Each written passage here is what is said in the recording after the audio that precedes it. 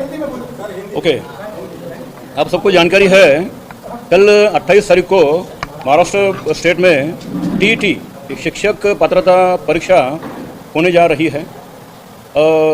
आज सुबह यहाँ के डीसीपी जोन 2 पवन बंसोड़, इनको एक गोपनीय बातमीदार के तहत एक इन्फॉर्मेशन मिली थी कि कल जो पेपर होने वाला है वो पेपर बेचने के लिए कुछ लोग आज भिवंडी शहर में कोनगांव एरिया में आने वाले हैं। उन्होंने पूरी टीम तैयार की, डिकॉय तैयार किया, ट्रैप लगाया। तो सुबह 11 बजे के दरमियान हमें उनकी टीम को मालूम हुआ कि 3 लोग यहाँ पे ये पेपर बेचने के लिए आए थे।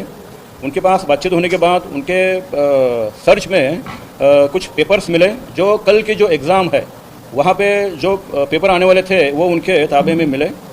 शिक्षण विभाग के जो सीनियर ऑफिसर है उनको कांटेक्ट करने के बाद ये वेरीफाई हुआ, उन्होंने भी वही कहा, रिपोर्ट दिया कि ये वही पेपर है। इसलिए उन लोगों को हिरासत में लिया है, पेपर जब्त किया है। उनके पास से कुछ मोबाइल, कुछ डेबिट कार्ड, क्रेडिट कार्ड ये भी जब्त किया है। इसमें ये कार्रवाई में अभी तक 3 लोगों को हिरासत में लिया है। ये 3 लोग दिल्ली से यहाँ पे आए थे। उसमें से एक जो आरोपी है वो हरियाणा का है और 2 आरोपी बिहार के हैं।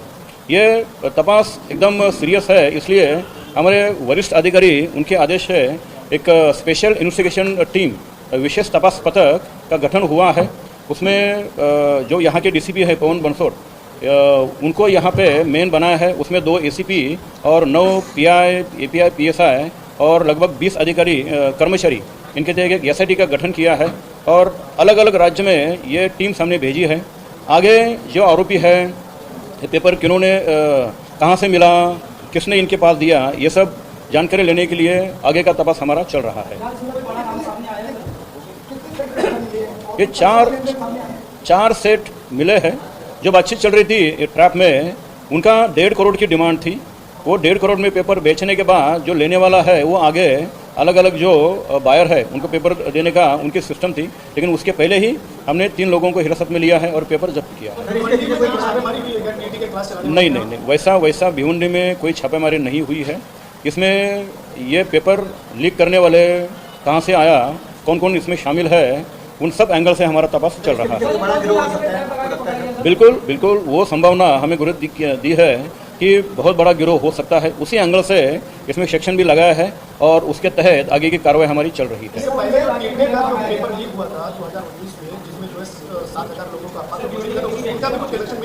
नहीं, अभी आज ही सुबह कार्रवाई हुई है, तपास एफआईआर दाखिल हुआ है, पंचनामा हुआ है। ये बहुत जल्दी इसके ऊपर कुछ अनुमान लगाना गलत रहेगा। तपास में सब बातें आगे आ जाएगी। ऐसा कोई जानकारी हमारे पास नहीं है। नहीं, वो सब तपास का भाग है। अभी आरोपी को पीसीआर लेना है। कोनगांव पुलिस स्टेशन एरिया में ये ट्रैप लगाया था। सर, ये पेपर लीक होने की खबर वेबसाइट पे डिस्प्ले हो गई क्या? कल एग्जाम है तो लीक होने की खबर डिस्प्ले हो गई क्या वेबसाइट पे? TET website. सर, आरोपियों का बैकग्राउंड क्या है, जो पकड़े गए आरोपी? अच्छा, ये आरोपी, इसके पहले उनके खिलाफ गुनाह भी दाखिल है।